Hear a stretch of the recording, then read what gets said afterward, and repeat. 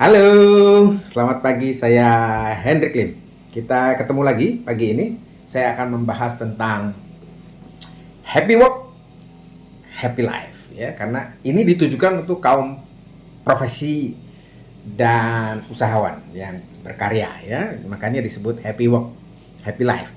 Kalau enggak tentu happy life, happy work. Ya. Nah, kenapa harus happy work, happy life ini ya?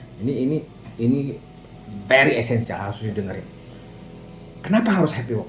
Karena orang kalau in the mood of happy, happy ya, dia at peace, happy, ya, nggak khawatir, cemas, curiga, anger, ya, tapi benar-benar at happy at works, ya, maka ya bahasa Inggrisnya bilang blissfulness, ya, maka otak kreatif dan inovatifnya bekerja. Dia akan kreatif. Jadi syarat untuk kreatif dan inovatif itu orang happy, orang interested in the job, ya toh. Dia merasa puas, happy.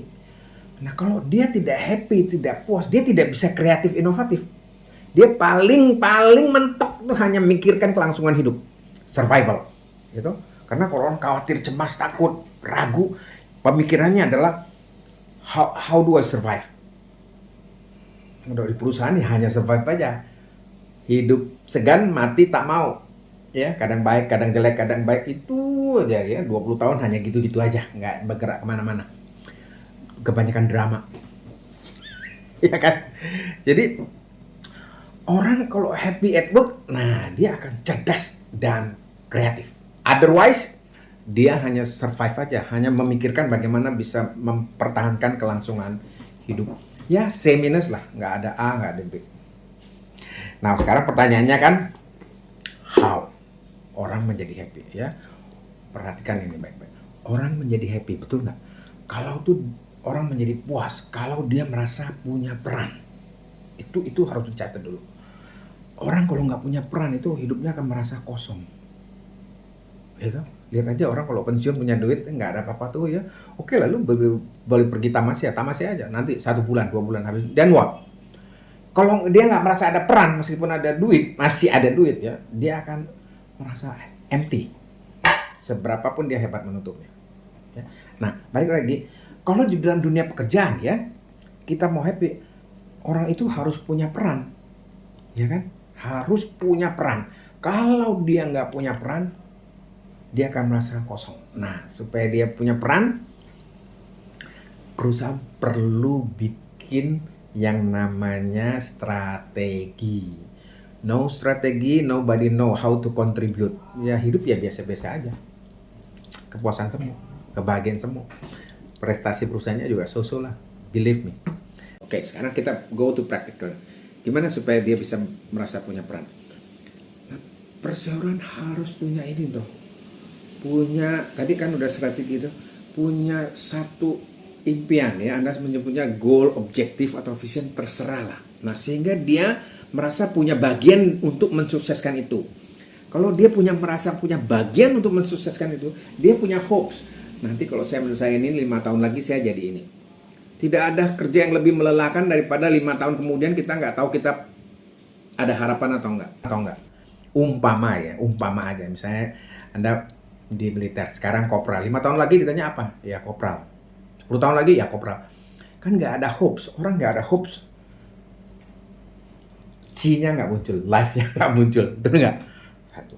Satu. Jadi dia harus punya desain peran sehingga dia punya hopes. Nomor 2, dia kalau punya peran dia merasa ada kontribusi. Karena kontribusi itu dia merasa bermakna. Itu proyek itu atau objektif itu atau strategic goal itu jadi karena ada AY itu. Peran AY di sini-sini nih. Ya, whatever perannya itu. Apakah itu di bagian cleaning service atau direksi, tapi orang tuh jelas banget. Ya kan? Jelas banget. Anda kalau punya perusahaan TBK kue yang paling hebat, mahal segala macam, tapi kalau cleaningnya nggak kelihatannya ya, cleaning service-nya nggak berperan kan, kacau loh. Jadi supaya orang happy work dia harus punya peran dan kontribusi. Berarti happy work tuh masalah ini dan ini ya. Ini artinya visinya visi perusahaannya ada, impiannya ada, ininya terengage ya, kognitifnya terengage. I want to be part of that. Nah, kemudian ini you engage by head, mind ya, ini engage the heart. Artinya gini, dia melihat motif, alasan utama di balik perusahaan melakukan itu tuh, oh ini, aku bangga menjadi bagian darinya. Ya kan, aku bangga. Nah, itulah hebatnya orang merasa bangga, nggak dibayar pun saya mau nih, misalnya. Tapi kan nggak ada yang gitu kan, nggak dibayar pun. Wah, itu berarti bukan divisi itu di misinya hebat. The motive is excellent, orang mau menjadi bagian dari itu. Jadi supaya dia happy tadi ya, operatifnya itu, ini harus terengage, ini harus. Nah, yang ketiga ini, engage by head, engage by heart, engage by head. Dia tuh diberi ya alat dan bahan untuk melakukan eksekusi itu, ya kan? Jangan orang disuruh berperan-peran, ini mau beli pensilnya susah, misalnya harus keputusan 17 orang untuk beli satu laptop, ya ilah, ya kan?